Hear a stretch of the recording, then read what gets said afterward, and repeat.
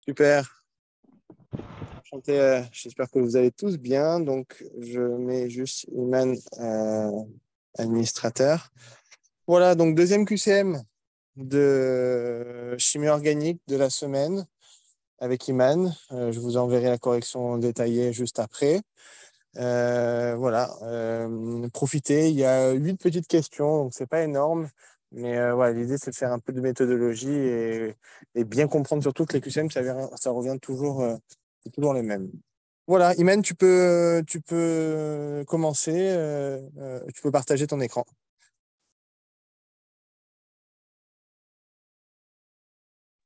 Hop, voilà, je sais pas si vous voyez tous mon écran. Ouais, on voit tout bien. Juste, il Ok, faudra juste quand tu arrives aux questions, que tu zoomes bien sur chaque question, comme ça on voit bien. ok, pas de souci. Allez, bonne séance.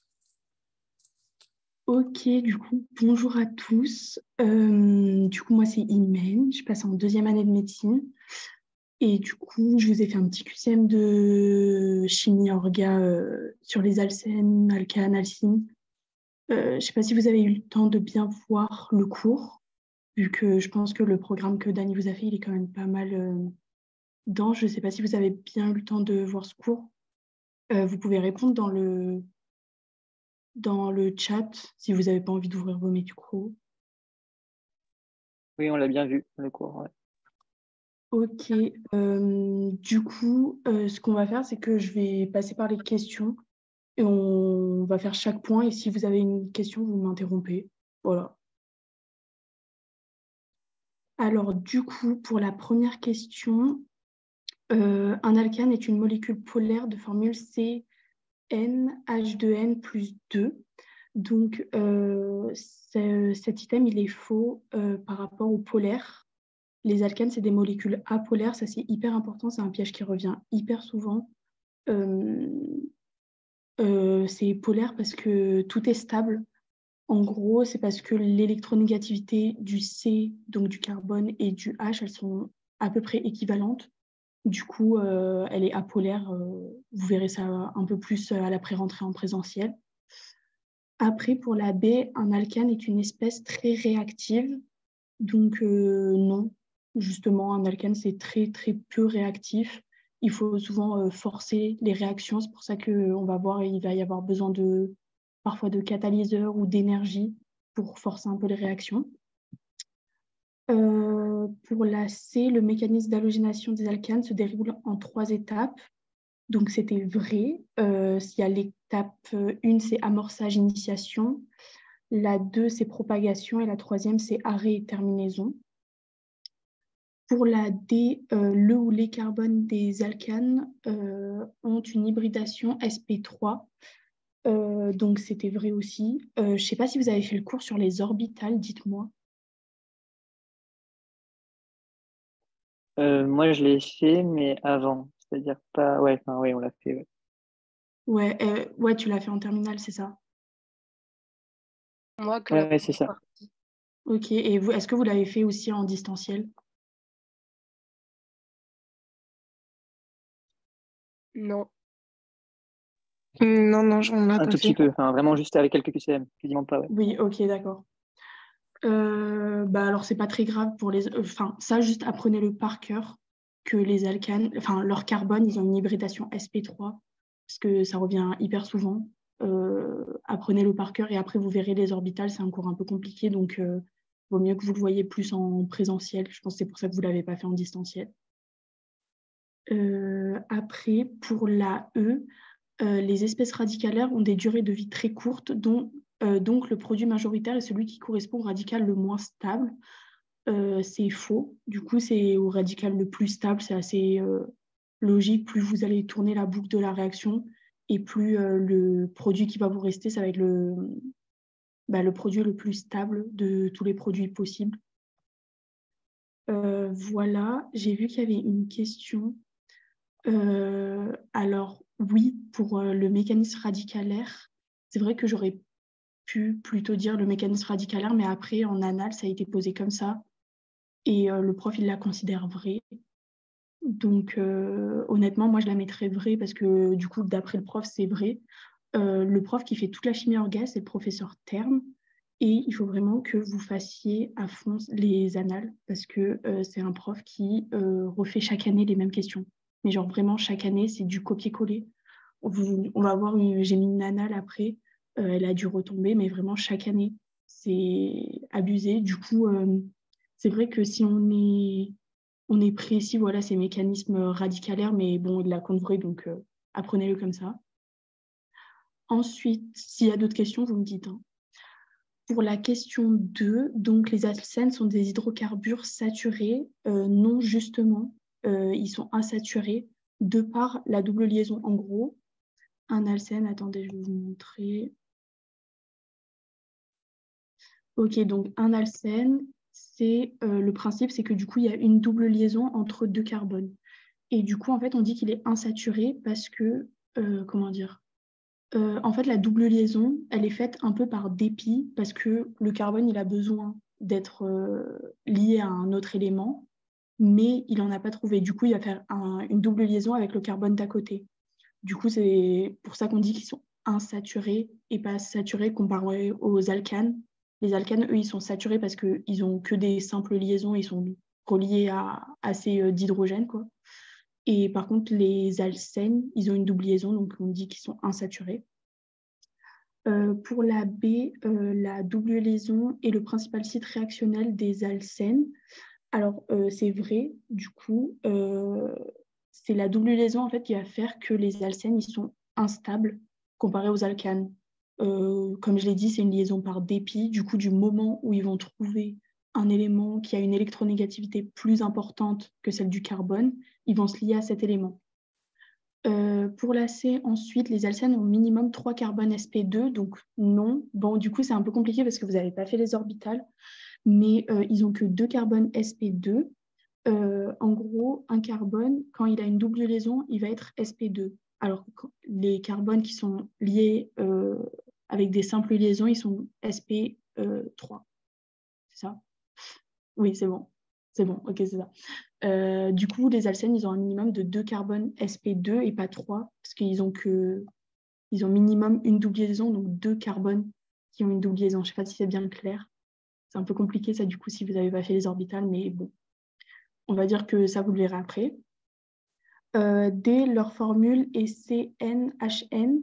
Donc non, c'est CnH2n. Il y a un petit piège au niveau du H là. C'est pas très sympa, mais les formules comme ça, elles retombent assez souvent. Il ne les fait pas trop tomber en anal, mais en écurie, par contre, ça va tomber, c'est sûr. Donc bon, je vous prépare un peu pour les écuries futures, mais ouais, ça tombe souvent des pièges sur les petites formules comme ça de chimie. Enfin, c'est assez récurrent. Et la dernière, leurs principales réactivités sont les réactions d'oxydation et les additions nucléophiles. Donc celle-là aussi, elle était fausse. C'est électrophile. Ça, par contre, c'est un piège que les profs, ils aiment beaucoup. Entre nucléophile et électrophile, c'est pour que vous voir si vous avez bien compris la composition de l'atome, tout ça avec le noyau et les électrons. Du coup, ils aiment bien changer électrophile, nucléophile. Pour voir un peu votre compréhension du cours, quoi. Donc, ouais, là, eux aussi, il faut faire gaffe à tout, surtout les derniers mots, les parenthèses. On vous a déjà dit, je pense, aussi les chapeaux. Donc, ce qu'il y a écrit là, moi, j'en ai pas fait, je vous le dis d'avance, parce que ça me saoule, mais il faut bien lire les chapeaux parce qu'il y en a plein qui font des pièges de chapeaux en mode cocher les réponses fausses ou les réponses vraies. Donc, bon. Voilà. Pour la question 3, pareil, si vous avez des questions encore, vous me dites. Mais sinon, du coup, j'enchaîne. La question 3, donc la première molécule est le méthane. Est-ce que vous pouvez me dire dans le chat si vous êtes à l'aise avec nommer les molécules ou pas? Ou sinon, je fais un rappel très rapide. Bof, ça va, mais bof. Ouais, ok. Bon, on va faire un petit rappel très vite fait. Surtout pour les chaînes hydrocarbonées. Donc les chaînes hydrocarbonées, c'est quand il y a des carbones et des hydrogènes. C'est dans le nom, quoi. Et en fait, il faut que vous vous basiez sur comment on appelle les alcanes. Donc les alcanes, hop, hop, hop. En gros, la nomenclature, elle est hyper importante dans plein... Parce qu'en fait, la chimie orga, là, je vous ai fait un truc de base parce que les annales, elles sont un peu trop compliquées pour l'instant. Mais à la fin, en gros, on va vous demander le produit qu'on obtient, comment il s'appelle. Du coup, il va falloir faire la réaction dans votre tête, plus savoir nommer la molécule. Du coup, il faut vraiment que ce soit un peu acquis, quoi. Alors, pour nommer un alkane, vous prenez la chaîne carbonée la plus longue. Donc là, bon, il y a un carbone, donc c'est un carbone, quoi. Et après, il n'y a pas écrit là. Bon, en gros, ça fait méthane, éthane, propane, butane. Attendez, je vais vous trouver un truc sur Internet.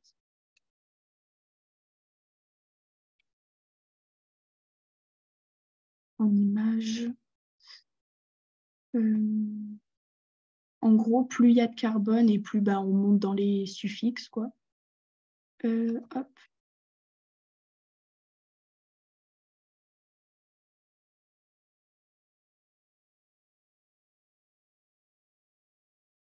Ok, voilà.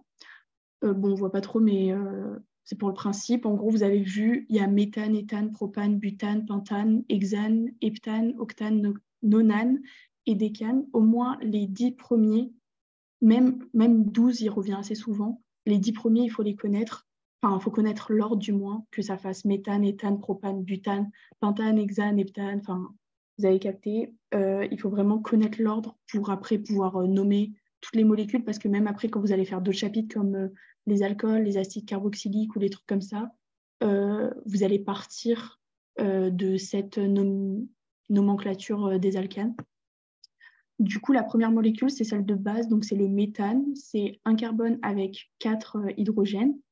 La deuxième, du coup, c'est l'éthane. Après, on a le propane avec 3 carbones. Et pour celle-là, donc quand vous voyez que du coup, c'est un peu le bazar, quoi, vous prenez la chaîne carbonée la plus longue. Donc là, si on fait 1, 2, et oui, sans sauter de trucs. Donc on fait 1, 2, 3, 4. Donc la chaîne la plus longue, elle a 4 carbones. Si on regarde 4 carbones, donc ça représente le butane. Donc déjà, on sait que c'est un butane. Et par contre, on voit que là, il a un groupement carbone avec un seul carbone sur son deuxième carbone de la chaîne principale. Je ne sais pas si c'est bien clair. Et du coup, quand on a des groupements comme ça, on va... De toute façon, ça ne sert à rien ça pour que vous reteniez trop. Juste, on a les méthyles. Donc ça, c'est un méthyle, il y a un carbone. Donc on dit qu'on a un méthyle en deuxième position sur la chaîne principale qui est un butane. Du coup, et la deuxième possibilité, on va dire qu'ils mettent de temps en temps, c'est si c'est un éthyle. Dans un éthyle, ce serait 2 carbones. Attendez, je vais vous montrer du coup le 2-éthylbutane. Hop.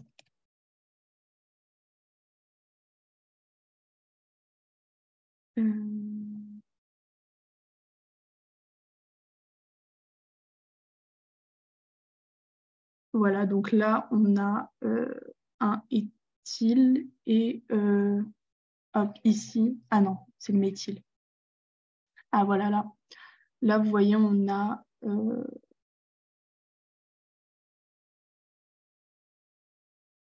ok, non. Je vais y arriver. Hop, ok. Du coup, là, on a le 2-éthylbutane, toujours. Donc, en gros, quand c'est un éthyle, juste il y a 2 carbones au lieu de 1. Et voilà, mais sinon, ils font pas... Ils font surtout méthyle, on va dire, et de temps en temps éthyle. Mais voilà, pour vous repérer la chaîne principale, vous comptez combien il y a de carbone, vous apprenez l'ordre. Donc, 4 carbones, butane. Vous placez votre butane sur votre feuille, vous l'écrivez, quoi. Et après, devant, vous mettez la position sur laquelle est le carbone. Donc là, il est sur le deuxième carbone. Et euh, vous mettez du coup le nom du groupement. La plupart du temps, ce sera méthyle. Voilà, je ne sais pas si ça a été clair. Dites-moi ceux qui avaient un peu de mal, si ça va un peu mieux. Ouais, bon. De toute façon, la nomenclature, ça va venir avec le temps. On avait tous un peu de mal au début, surtout quand ça commence à se compliquer un peu avec les amines, les alcools et tout. Mais avec le temps, à force de voir les molécules et tout, ça va rouler. Mais ouais, ce serait bien, si vous avez encore vos cours de terminale, de revoir un petit peu la nomenclature, vraiment les bases. C'est assez bien de le revoir avant la pré-rentrée en présentiel, comme ça vous avez un peu de base. Voilà pour la question 4. Donc c'est une réaction d'un alcane avec un dichlore. C'est une halogénation radicalaire, du coup, donc la B, elle est vraie. La A, l'énergie apportée par la lumière est indispensable à la réaction, donc c'est vrai, c'est ce que je disais pour la question 1, c'est que les alcanes, c'est des structures hyper stables, mais vraiment hyper stables. Du coup, pour faire des réactions avec, il faut vraiment venir forcer un peu la réaction. Donc, on va venir ajouter de l'énergie. Donc là, en l'occurrence, l'énergie, c'est la lumière. Elle ne peut s'effectuer qu'avec du dichlore, donc c'est faux. C'est page combien déjà? Page 3. Hop, hop, hop.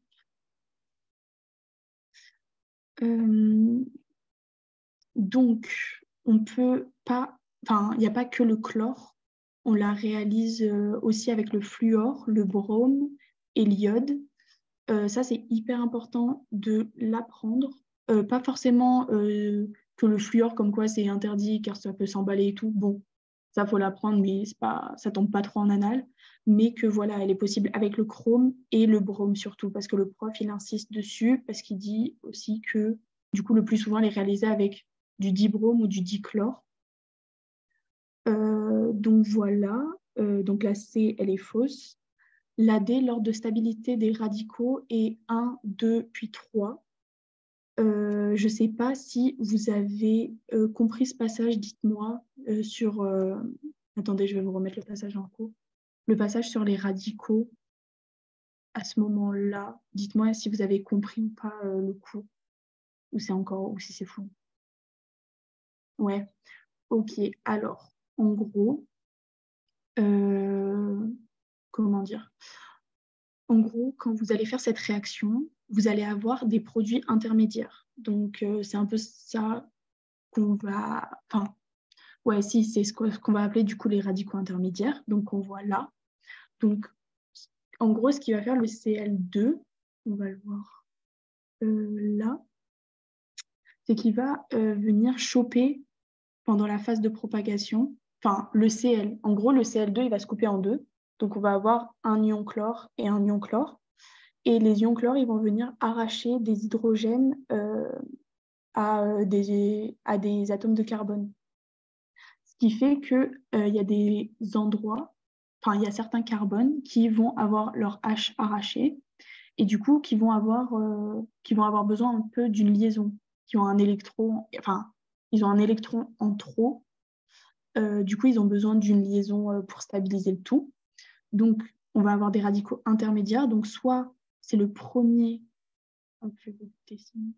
soit c'est le premier carbone qui va avoir son électron arraché, soit c'est le deuxième, soit c'est le troisième, soit c'est le quatrième. Donc, que ce soit celui du haut ou celui du bas, on s'en fiche. Enfin, c'est la même chose, ils sont en fin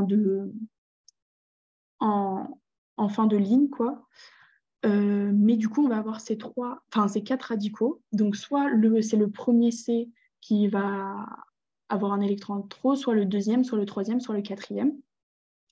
Et en gros, il a un électron célibataire et il va chercher à se lier à du coup, un chlore. Parce que les chlores aussi, vous avez vu, ils ont un électron célibataire. Il y en a certains. Et alors, en gros, ce qui va se passer, c'est que le produit le plus stable, c'est celui qui va être soutenu par le plus de carbone. Alors, soutenu, ça veut dire que vous avez vu, il y a le carbone et les carbones qui sont à côté, genre ses voisins, on va dire. Plus le carbone il a de voisins, plus il va être stable. Et du coup, plus le produit va être majoritairement formé. Donc celui-là, il n'a qu'un seul voisin carbone, on va dire. Du coup, il est moins stable que les autres. C'est ce qu'on appelle du coup un radical primaire. Hop. Lui, pareil, il a un seul voisin carbone qui est là. C'est ce qu'on va appeler aussi un radical primaire. Lui, il a 2 voisins, donc radical secondaire. Et lui, par contre, vous avez vu, il a 3 voisins carbone, donc c'est un radical tertiaire. Donc les radicaux tertiaires, c'est ceux qui vont être majoritairement formés parce qu'ils sont soutenus par plus de voisins carbone. J'essaie d'imager parce que c'est un peu flou comme procédé, mais en gros, c'est ça. Plus il a de voisins carbone, plus il est stable. Du coup, ça fait que l'ordre de la stabilité, ça va être 3 en premier. Je le fais un peu à l'arrache. Ensuite, les 2, parce que du coup, ils sont soutenus que par 2 voisins carbone. Et le 1, ça va être le moins stable parce qu'il n'a que un voisin carbone, en gros. Oula. C'est ce qu'on appelle des effets inductifs. Je ne sais pas si vous avez fait des effets inductifs avec la mésomérie. Moi, j'ai fait, Dites-moi. mais Ouais, c'était en terminale. Enfin, c'était ah ouais, terminale c'était en santé. terminale. Ok, Ouais, avec d'accord. l'effet mésomère et les effets inductifs. Ouais. Ok, bah, je pense que pareil, vous allez le refaire en présentiel. Donc, ceux qui ne l'ont pas fait, ce n'est pas très grave. Mais du coup, pour ceux qui l'ont fait, c'est stabilisé par des effets inductifs donneurs. Donc, en gros, lui, il a un électron célibataire. Et du coup, ceux qui sont ces carbones voisins, ils vont venir pallier un peu le manque pour que la structure elle soit plus stable. Donc, en majorité, on va avoir ce produit. Et du coup, en majorité, on va avoir le chlore qui va venir sur ce carbone-là. Et donc, on va obtenir ce produit-là. Parce que vous avez vu, là, le chlore, il est venu sur le carbone le plus... Enfin, le carbone qui était un radical primaire. Du coup, c'est moins stable. Pareil, ici, c'était un radical primaire, donc si c'est moins formé, c'était moins stable. Ici, radical secondaire, donc c'est déjà un peu plus stable, mais toujours moins que le tertiaire. Et du coup, là, on voit que le carbone sur lequel le Cl il est fixé, il a 3 voisins carbone, donc il est formé en majorité. Voilà, j'espère que c'était un peu plus clair. Mais du coup, la D, elle est fausse. L'ordre de stabilité des radicaux, ça fait 3, 2, 1. C'est l'inverse de là, quoi. Et du coup, on l'a vu, le produit obtenu en majorité, c'est le 3. Du coup, c'est lui, celui qu'on a vu juste avant. Voilà, j'espère que c'est clair. Dites-moi si c'est un peu plus clair ou pas dans votre tête. Sinon, je réexplique. Ouais, ça va. Bon. De toute façon, ça, c'est des trucs que vous allez voir et revoir et revoir. Donc, c'est normal que ce soit flou là. Le principe, c'est juste que vous arriviez en présentiel pour que ce soit pas totalement inconnu et que vous ayez déjà un peu des bases et que ça vous fasse un peu moins peur, quoi, chaque cours. Donc, la question 5, elle est hyper importante. C'est cette question qui est tombée en annale, mais quand je vous dis, elle est tombée... Attendez, je crois que je l'ai écrit dans ma correction. Elle est vraiment tombée, elle tombe tout le temps. Ouais, 3 années, mais elle est tombée en 2010, de mémoire. En 2014, elle est tombée il y a 2 ans, elle est tombée il y a 1 an. Je ne me souviens pas si elle est tombée à notre concours, je vous avoue que j'ai complètement zappé. Mais elle tombe tout le temps et il ne change aucun item. Genre vraiment, le prof, il fait 0 effort, il vous met vraiment du copier-coller des années précédentes. C'est pour ça que le professeur Terme, souvent, on l'aime bien en passe parce que en chimie orga, il met tout le temps les mêmes annales. Du coup, c'est assez simple, c'est QCM au concours, quoi. Donc, pour la A, la molécule 1, elle est plane. Donc, pour savoir si une molécule elle est plane ou pas, il faut regarder les carbones s'ils sont sur le même plan. Donc là, les carbones, ils ont une double liaison, donc ils sont sur le même plan. Quand c'est pas sur le même plan, vous avez vu, il y a des flèches comme ça, soit c'est en avant, ça c'est une flèche, les flèches remplies, ça veut dire que c'est en avant du plan. Les flèches en arrière, enfin hachurées, ça veut dire que c'est en arrière du plan. Donc c'est pas sur le même plan là que le C. Mais bon, les hydrogènes, on s'en tape vraiment, on ne fait pas attention aux hydrogènes. En temps normal, les hydrogènes, vraiment, on ne les calcule pas. La molécule 2 est plane, donc là, du coup, on regarde les carbones et du coup, on voit qu'ils ne sont pas tous sur le même plan. Vous avez vu, il y en a hachurés là qui sont du coup en arrière de ceux-là et eux, le CH3 là, il est en avant de ces carbones-là. Donc, ils ne sont pas tous sur le même plan, quoi. Il y en a qui sont en arrière, il y en a qui sont en avant. Du coup, elle n'est pas plane. Donc, la B est fausse, la A est vraie. C'est les molécules 1 et 2 sont des isomères. Est-ce que vous savez ce que c'est des isomères? Est-ce que vous avez déjà vu ou pas? Oui. Ouais. En distanciel ou en terminale santé? Là, ça a été revu en distanciel, je crois, ouais. Ok, donc je fais juste un rappel vite fait, c'est que des isomères, ils ont les mêmes éléments, juste pas forcément placés au même endroit. Là, par exemple, c'est faux parce que du coup, on a 2 carbones là et là, on a 5 carbones. Donc, ils n'ont pas le même nombre d'éléments de chaque côté. Mais par exemple, si je faisais... attendez, qu'est-ce que je peux vous faire? Je ne saurais pas quoi vous dessiner. Attendez, on va voir des isomères. En gros, il faut que... pour que Ah bah oui, je suis bête. Ça, par exemple, c'est des isomères. Elles ont toutes le même nombre de carbone, toutes le même nombre d'hydrogène, le même nombre de chlore. Juste le chlore, par exemple, vous voyez là, il n'est pas placé au même endroit.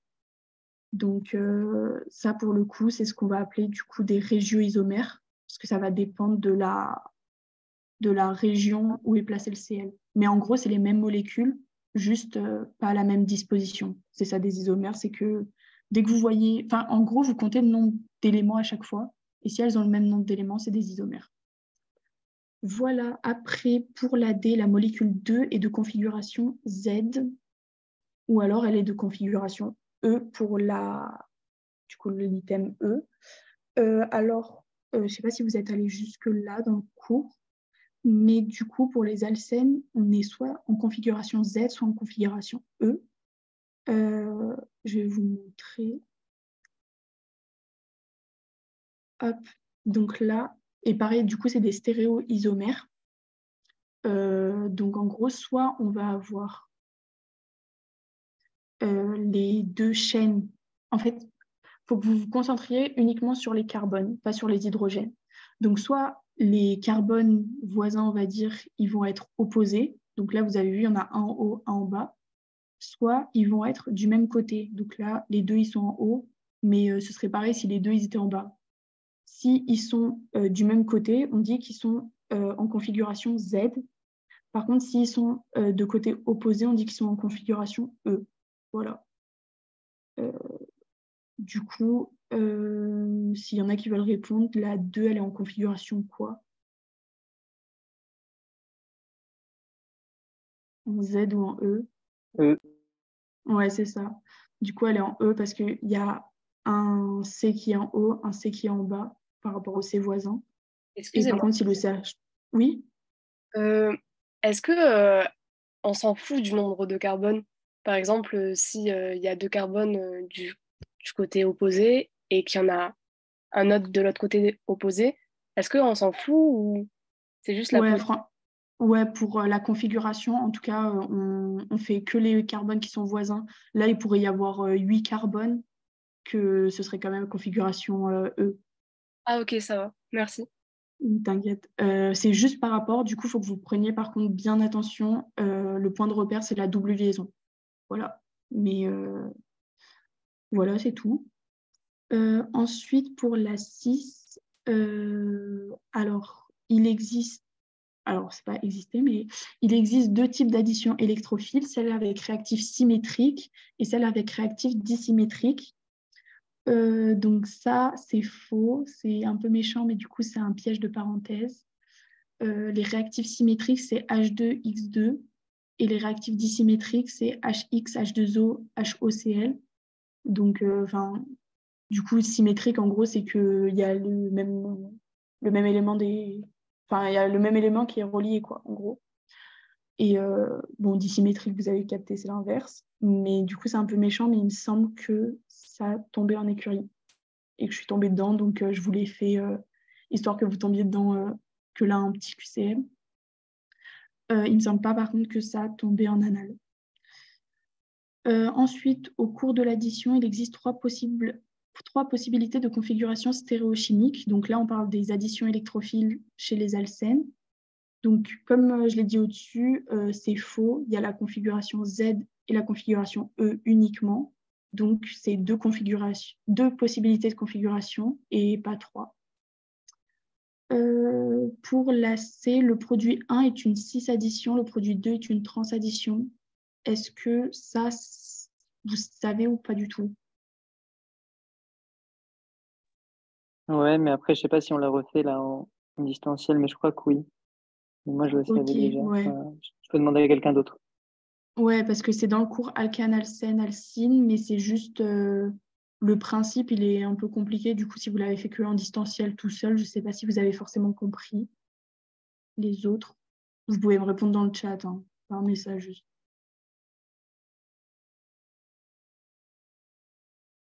Ouais, ça va. Ok.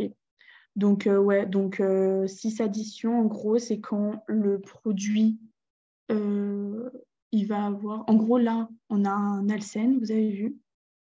Et en gros, on veut lui ajouter ce réactif-là. Et en gros, si le réactif, il va aller des deux mêmes côtés, donc dans ce cas-là, c'est une cis-addition. S'il va au côté opposé, c'est une transaddition. Voilà, c'est tout. Du coup, le produit 1, c'est bien une cis-addition. A et B, ils sont partis du même côté. Et pour le produit 2, c'est bien une transaddition parce que du coup, ils sont à côté opposé. Pour la E, le produit 2 est un alcène E. Alors, le produit 2, c'est un alcane, du coup, et c'est pas un alcène. C'est un peu un piège méchant, mais du coup, c'est un piège qui revient hyper souvent. Il faut vraiment faire gaffe qu'il y a la double liaison. Sinon, de 1, c'est pas un alcène, c'est un alcane. Et de 2, les alcanes, ils n'ont pas de configuration E ou Z. Si là, il y avait une double liaison entre les deux C, oui, ce serait un alcène E. Mais là, du coup, c'est un alcane.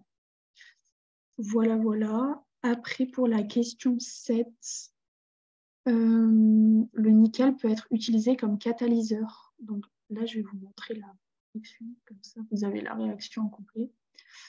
Du coup, c'est vrai, là, A, elle peut être, le nickel, il peut être utilisé comme catalyseur, tout comme le platine. Pour la B, le Pb peut être utilisé comme catalyseur. Ça, c'est faux. Faut faire hyper gaffe aux abréviations comme ça. Les profs, ils aiment bien un peu piéger sur ça. Pb, c'est pour le plomb. Et platine, c'est un P avec un T minuscule. Du coup, ça faut faire hyper gaffe. Mais bon, après, il n'y a pas besoin d'apprendre le tableau périodique par cœur, hein. Vraiment, éviter de faire ça, c'est une perte de temps. Genre, avec le temps, à force de voir vos cours, vous allez les connaître, les éléments qui reviennent dans vos cours. Il n'y a pas besoin d'apprendre tous les éléments, sachant qu'il y en a certains, vous n'allez jamais en entendre parler. Donc voilà. Ensuite, pour la C, on obtient comme produit un alcyne. Donc c'est faux, c'est un alcane. De toute façon, à chaque fois qu'on met... Enfin, bon, c'est un peu faux ce que je dis, mais la plupart du temps, quand on met un alcène en réaction avec une molécule comme ça, vous avez vu, qui est symétrique, la plupart du temps, on obtient un alcane. Voilà, mais après, ça, pareil, avec le temps, ça va devenir un réflexe.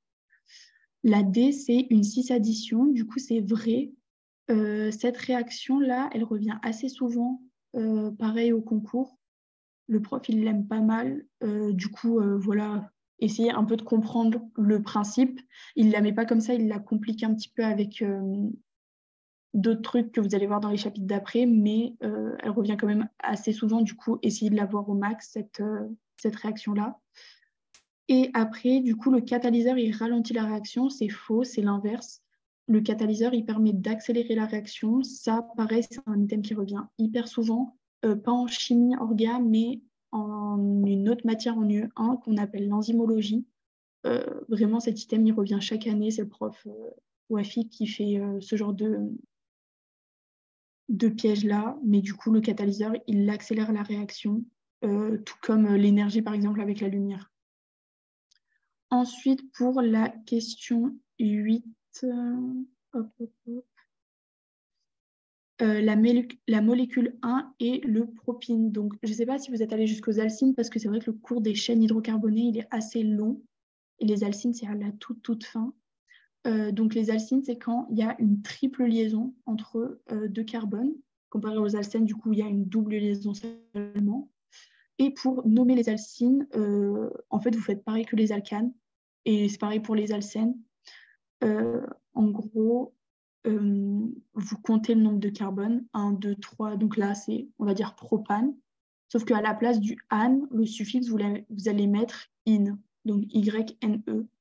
Donc, c'est vrai, la A, la molécule 1, c'est bien un propine. Pour la B, du coup, on a 2 carbones, donc c'est un, entre guillemets, éthane. Et du coup, on remplace le suffixe, on met éthine.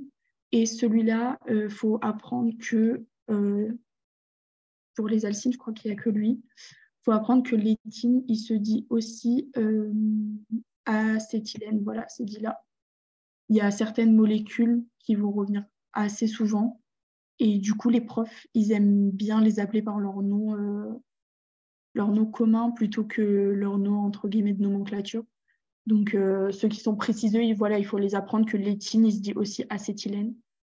Et il faut faire hyper gaffe parce qu'ils aiment trop faire le piège. L'acétylène est un alcène, c'est faux. Du coup, c'est un alcyne, même s'il finit par N. Du coup, ça, c'est un peu relou, mais il faut l'apprendre. C, ce sont tous les deux des alcynes, donc c'est vrai. D, la molécule 1 est un alcyne vrai. Donc, le prof, il adore les alcynes vrais aussi. Ça tombe très souvent. Du coup, il faut savoir reconnaître ce que c'est. Donc, en gros, les R, ça peut être n'importe quoi, juste pas un H. Si vous voulez, les R, on appelle ça des radicaux. Ça peut être ce que vous voulez, sauf un H. Et du coup, un alcyne vrai, il a ce que vous voulez là. Et de l'autre côté, il a un H. Et les autres alcynes, soit ils ont là d'autres trucs, mais ils n'ont pas de H. Quoi. Et pareil, en vrai, c'est pas... Enfin, si. Si, en vrai. Non, je suis un peu... Attendez, je réfléchis. Non, c'est bon. OK. Oui, du coup, le 2, par exemple, c'est pas un alcyne vrai parce qu'il a 2 H de chaque côté. Un alcyne vrai, c'est seulement, par exemple, ça, où il y a un H que de un côté de la triple liaison, et de l'autre côté, il y a autre chose. Donc, la molécule 1, c'est bien un alcyne vrai. D'un côté, elle a un H, d'un autre côté, elle a comme si c'était un R. Et par contre, la molécule 2, c'est pas un alcyne vrai, parce qu'elle a un H à droite, un H à gauche. Et pour la dernière question, ce sont des molécules très stables de par leur triple liaison. C'est hyper faux. C'est comme les alcènes. En gros, la triple liaison, elle se fait par dépit, comme la double liaison. C'est parce qu'ils n'ont pas trouvé quelque chose de mieux, entre guillemets, que ça. Du coup, en attendant, ils font ça, mais du coup, c'est des espèces qui sont très, très instables, les alcynes. Les alcanes, en gros, les alcanes, il n'y a que des simples liaisons, donc c'est hyper stable. Les alcènes, c'est un peu moins stable parce qu'il y a une double liaison qui est le site réactionnel. Et les alcynes, ils ont une triple liaison. Et du coup, ça fait que c'est hyper instable parce que c'est un site réactionnel hyper instable, quoi. Voilà. Je ne sais pas si vous avez des questions, que ce soit sur le cours ou sur de la méthodo, sur ce que vous voulez un peu. Voilà, dites-moi si vous avez des questions sur moi, ma méthode, c'était quoi, ou si ce cours-là, il y a une partie du cours que vous n'avez pas. Alors, les annales, on peut les trouver où? Alors, bonne question. Ça, je pense que vos tuteurs, ils vont vous en parler en présentiel. À Marseille, en tout cas, il y a 2 sites. Il y a Medibox. Donc, Medibox, c'est une plateforme où vous allez retrouver des cours, les exercices et les annales de toutes les années. Ça coûte, parce que ouais, malheureusement, il faut un peu rajouter de sa poche. Il me semble que c'est 500 € l'année, donc les 2 semestres. Mais bon, vous pouvez le prendre à plusieurs le compte. Il faut faire attention à ne pas le prendre non plus à 6, mais genre, vous pouvez le prendre à 3. Et après, vous pouvez faire autant d'exercices que vous voulez, autant d'annales que vous voulez, et c'est hyper bien.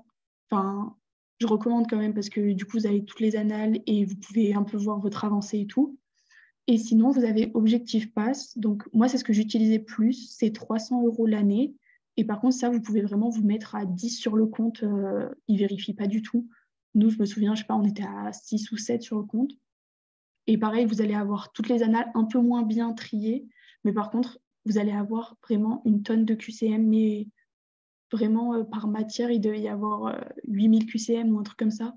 Et ça, par contre, c'est vraiment hyper important que vous l'ayez, même si c'est un peu relou. Si vous mettez, je ne sais pas, sur 7 sur un compte, je crois que ça faisait, je crois qu'on avait payé 40 € par personne ou un truc comme ça. Mais ouais, ça c'est hyper important que vous l'ayez, comme ça vous avez toutes les annales. Vous pouvez faire autant de QCM que vous voulez, et c'est hyper important, c'est les QCM le plus important. C'est pas tellement revoir son cours, c'est important, mais vraiment les QCM, c'est ce qui te fait le plus retenir.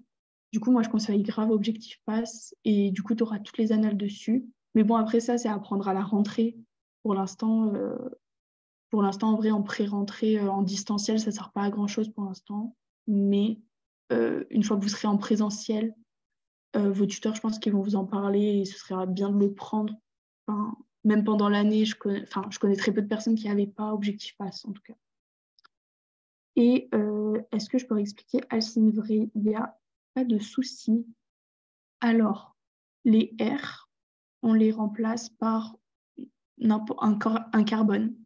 En gros, il faut que là, la chaîne, elle continue d'un côté et que de ce côté-là, elle s'arrête. En fait, ouais, voilà, c'est ça. Vous allez avoir votre chaîne carbonée. Sur cette molécule, ça se voit mieux.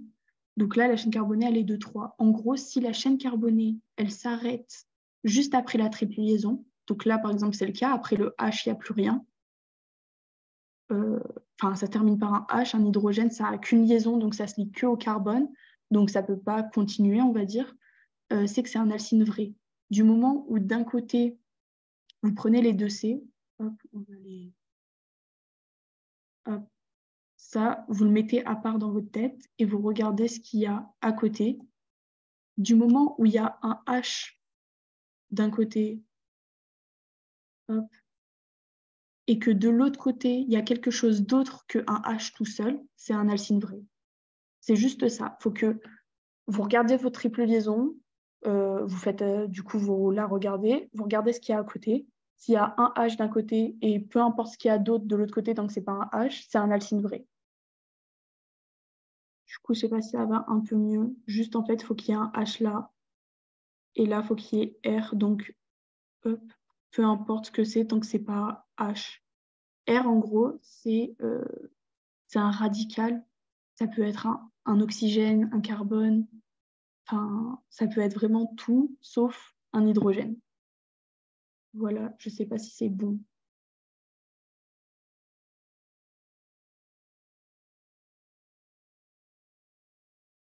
Ouais, ok, bon, ça va. Je ne sais pas si vous avez d'autres questions sur la méthodo. Est-ce que la forme de la molécule plane linéaire est en rapport avec l'hybridation? Oui. Vous allez voir quand vous allez faire orbital, selon comment le carbone il est, et après vous allez voir des molécules plus compliquées. Est-ce que vous voulez que je vous montre vite fait au pire le cours des orbitales? Mais genre très vite fait parce qu'il est trop compliqué, juste vous le voyez. Ouais, allez, hop. Hop.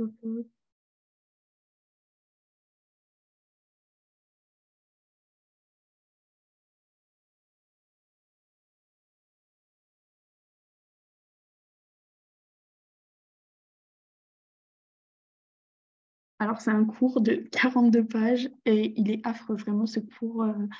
On a tous serré notre crâne dessus, vraiment. C'était horrible. Après, en présentiel, vous allez avoir des profs qui vont venir vous l'expliquer, des profs de physique-chimie, genre pas des tuteurs. Et ils expliquent vraiment trop bien, du coup, ça ira un peu mieux.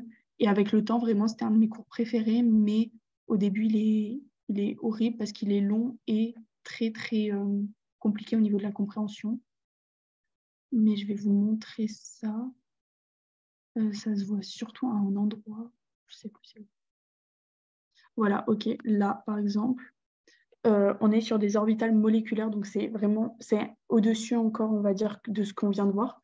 Mais par exemple, selon si c'est sp3 ou par exemple la sp2, vous avez vu, c'est pas la même géométrie. Genre là, ça va être tétraédrique et là, ça va être plan carré.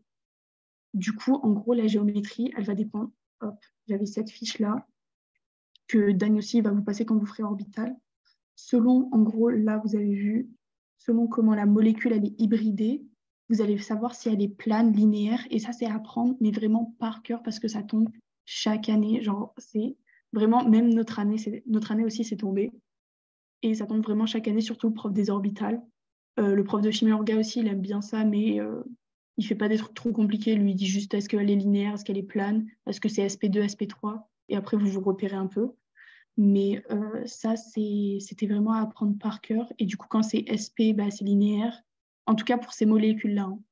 Quand c'était SP2, c'était plan. Enfin, vous avez vu, selon l'hybridation, on a la structure. Et du coup, une fois que vous les connaissez par cœur, c'est hyper simple de répondre à ces QCM.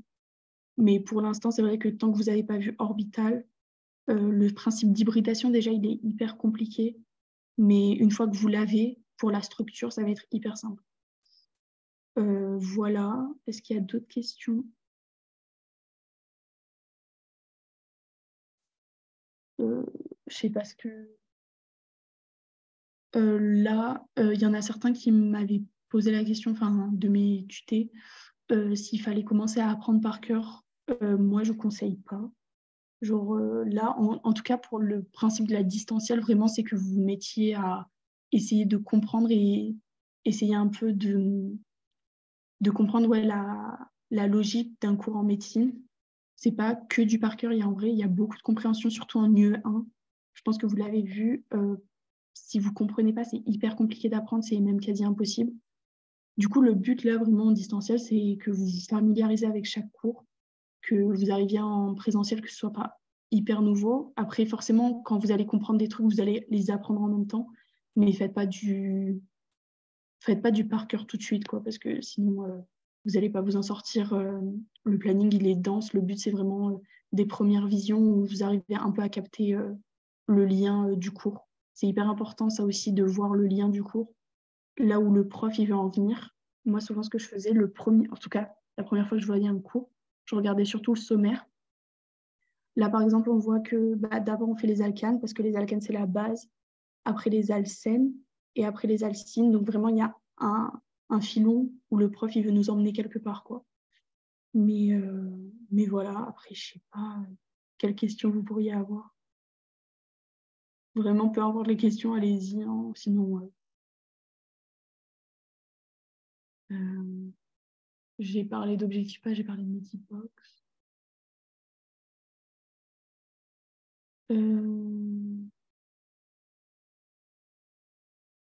Ouais, non, j'ai fait le tour.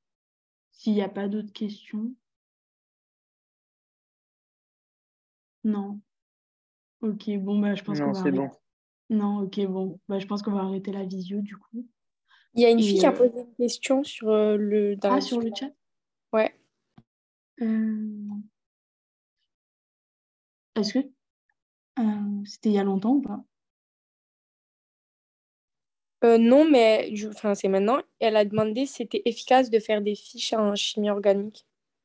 Ah, ok. Oula, je sais pas, je l'ai pas dans mon chat, mais bon, bref. Alors, les fiches en chimie orga, ouais, c'est hyper important. Moi, j'avais des petites flashcards. Je sais pas si on vous a déjà expliqué, mais moi, en gros, parce qu'en fait, il faut connaître toutes les réactions par cœur. Parce que même s'il y en a beaucoup qui retombent, enfin, il fait retomber quasi tout le temps les mêmes chaque année, il y en a certaines qui changent. Du coup, toutes les réactions, celles-là, en fait, tout ce qui est une réaction, il faut le connaître par cœur. Là, il faut connaître, par exemple, que souvent, ils cachent nickel ou platine et il faut savoir que les catalyseurs, c'est eux. Il faut savoir aussi les mécanismes. Après, ouais, c'est quand même assez important. Attendez, je vais vous montrer un peu le style.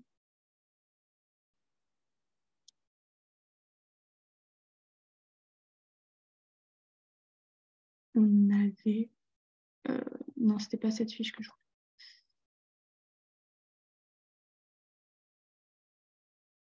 Voilà, ce que je faisais en gros, c'est que j'écrivais